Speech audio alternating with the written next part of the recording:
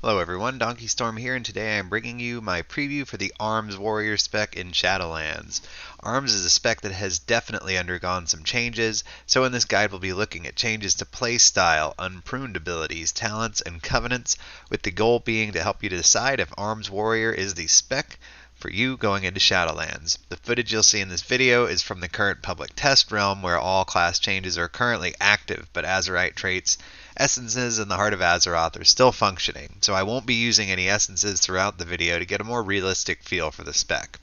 And as always, please hit that thumbs up button if you enjoy the video, and subscribe if you'd like to see more Shadowlands content in the future. Alright, let's get into it. For quite a while now, Arms has had a very specific playstyle. It's the slow but hard-hitting version of a DPS warrior, while Fury is the fast but weaker-hitting DPS warrior.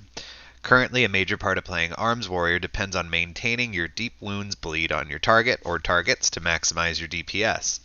One of the key fundamental changes to Arms Warrior in Shadowlands is that your deep wounds mastery is now a debuff that increases your damage done to the target depending on how much mastery you have. It is no longer applied by execute either, which means that the priority of Mortal Strike during execute phases is going to be very high to maintain this debuff. I think this is a positive change. The bleed effect of deep wounds always felt very passive, while this new effect seems a lot more direct, much more in line with the warrior playstyle.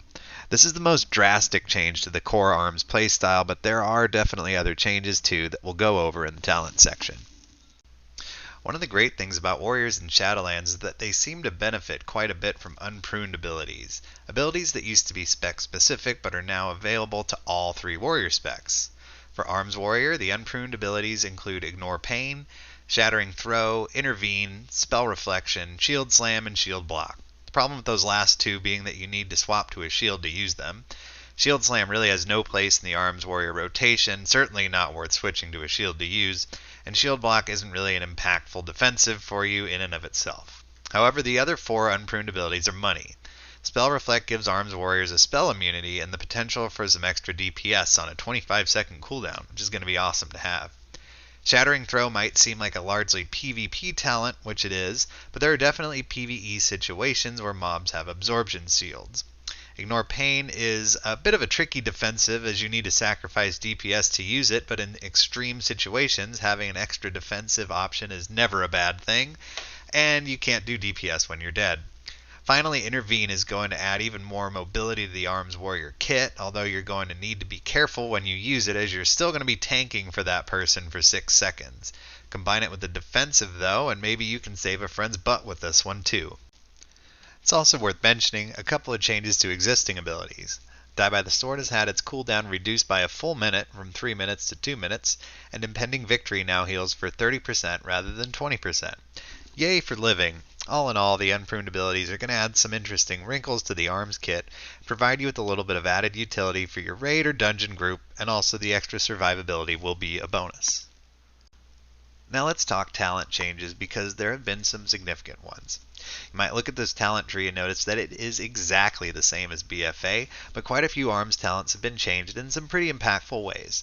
The Collateral Damage talent has been changed. Instead of refunding Rage, it now buffs your next Whirlwind by 25% for each ability used during sweeping strikes that damages a second target. So you can stack this up as high as you can get it and then unleash a super hard-hitting Whirlwind, which sounds pretty cool. But since Whirlwind doesn't really hit that hard anyway, there's some other probably better talents on this tier. I don't predict this one's going to see a lot of use yet. So let's look at those other talents then, shall we? Cleave has been significantly changed. Instead of being independent of sweeping strikes, it now replaces it. Cleave can consume an overpower buff and hit 5 enemies in front of you, dealing quite a bit of damage. It feels natural to use and it seems to fit the Arms AoE rotation nicely. It really feels a lot better than sweeping strikes does on a global cooldown. It feels like Cleave is going to be the AoE talent to take on this row. Deadly Calm now reduces the rage cost of your next 4 abilities by 100% and passively increases your maximum rage by 30%. So this might allow for some interesting rage pooling and dumping during execute phases, but again, it's competing with In for the Kill and Avatar, and although those two talents remain unchanged, they're pretty damn good as it is. The Dreadnought talent has been improved to include the Azerite trait Seismic Wave, which is a pretty cool buff to an already good talent. And finally, Ravager now chases its target instead of remaining stationary, which is a nice and sorely needed quality of life change for this talent. There are some other minor changes too, but these are the most impactful ones. All in all, it's hard to argue that ARMS has received anything but an overall buff to its talents, and I do think that some talent rows will be a little bit more competitive than they were before. To round out ARMS warriors, let's take a look at some Covenant abilities. You'll be able to access just one of these abilities at a time, depending on which Covenant you choose to align your character with. Covenants are a bit of an odd system that I'm not totally on board with yet, but having looked at what a lot of other classes are dealing with, I'm feeling pretty good about the choices available to ARMS warriors. First off, we've got the Kyrian ability, Spear of Bastion. With this ability, you throw a spear at a target location, dealing initial damage and additional damage over time. Beyond 5 targets, the damage is reduced, but anything above 5 targets in Shadowlands is actually quite a plus. Everything hit by this ability also becomes tethered near the spear. It's a pretty nice ability, as I've seen it be effective in both AoE and single target situations, and the tethering aspect can be useful in PvP or some dungeon situations. It's also on a 1-minute cooldown, which means we'll get a lot of use out of it. I'm keeping an eye on this one, as its versatility makes me think that it might end up being quite strong. But then we have this next choice, which might just be too good to pass up. It's the Vithir ability, Condemn, and it replaces Execute with a more powerful ability that ignores armor and is usable more often, as it can be used above 80% health as well. Obviously, this ability screams Arm Warrior, as so much of the spec revolves around Execute. The obvious drawback here is the lack of AoE damage unless it's being combined with sweeping strikes, but it's going to be tough for an Arms Warrior to turn this ability down. And then you've got the Necrolord ability, Conqueror's Banner, which is a bit of an oddball.